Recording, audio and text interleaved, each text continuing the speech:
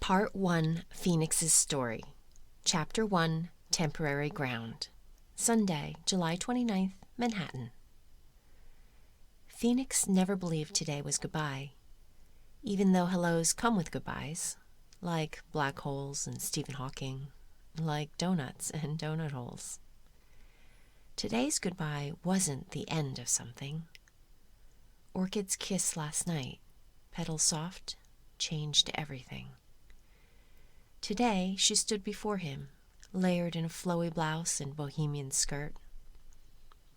"Since no one's going to keep me warm on the plane," she explained, her laugh tinkling like the metal bangles on her arm. She and Phoenix stood at the mouth of the TSA pre-check line before airport security, parting a stream of passengers, lodged like two boulders in a brook.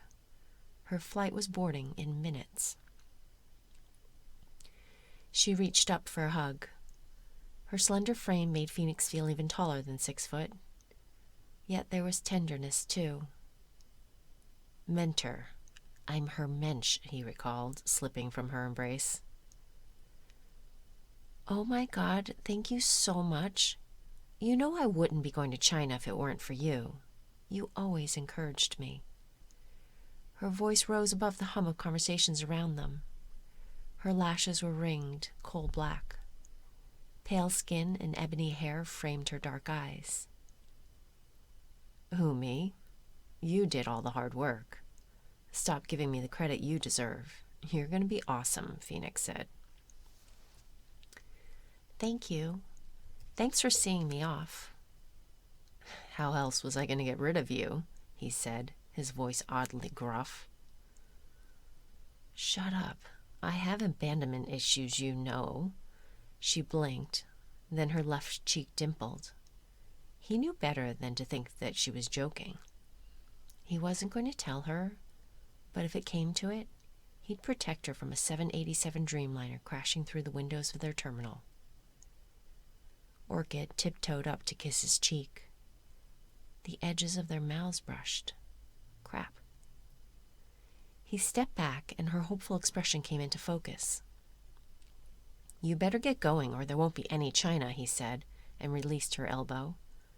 It struck him that their stance mimicked Michelangelo's creation of Adam, their hands nearly touching, as if heaven was in those millimeters between.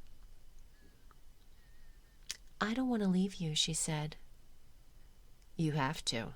You have exactly 10 minutes to get through security." She held his glance for a beat too long and opened her mouth. "This thing between us?" He shook his head to stop her words before it was too late. "Don't go all dramatic on me," he said. What he really meant was, don't screw up our magic, the thing that keeps it real. So real that he'd confessed it was too late to live up to Dad now that he was gone. 1 year today. That had led Orchid to admit her panic attacks when she'd been reminded of the accident that had killed her parents. The one thing they shouldn't talk about was them. Phoenix's ex, tough-mouthy Tish, had said it best. You break women until there's nothing left. Tish had said it as tears fell down her face, and she never cried. "You better go," he said, distancing himself from Orchid's reach. She looked at him as he soft-pedaled back, keeping the attraction between them at arm's length. Her mouth opened and closed. "Don't you want to talk about last night?" The previous evening validated every feeling Phoenix had suppressed since starting to work with Orchid on a pro bono project months earlier. Standing in the airport, he recalled what his brother Caleb had said the first time he'd seen them together. "You two are hot for each other."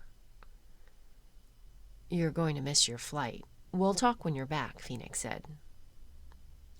She sighed and ran a hand with rings on every finger through her silken hair. "You're a piece of work, Walker." She used his surname when she was pissed. "And you are a magnificent marketer about to wow the world of beauty. Now go," he said, and watched as she passed through security to board her overseas flight. Tish's accusation rattled his brain. Orchid is not a woman I want to break.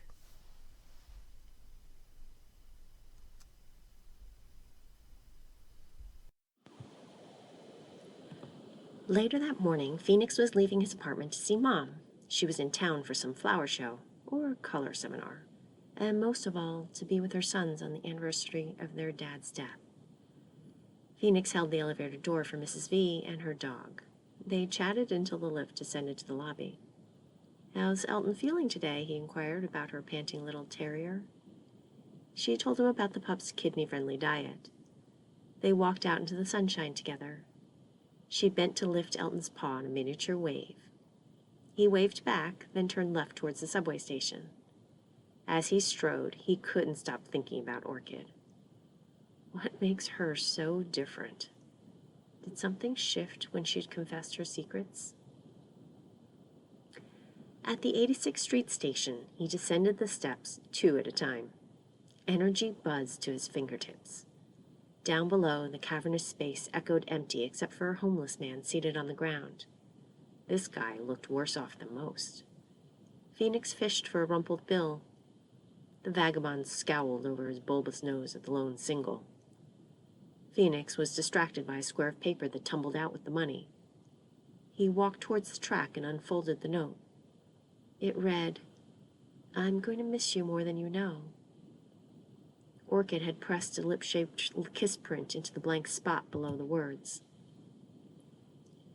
He'd miss her too, until her return in 6 weeks. At the edge of the platform, he punched up a song from Orchid's playlist and plugged in his earbuds. "Where have you been all my life?" wailed Rihanna. Indeed. He stood without noticing his physical surroundings, lost in thought about Orchid.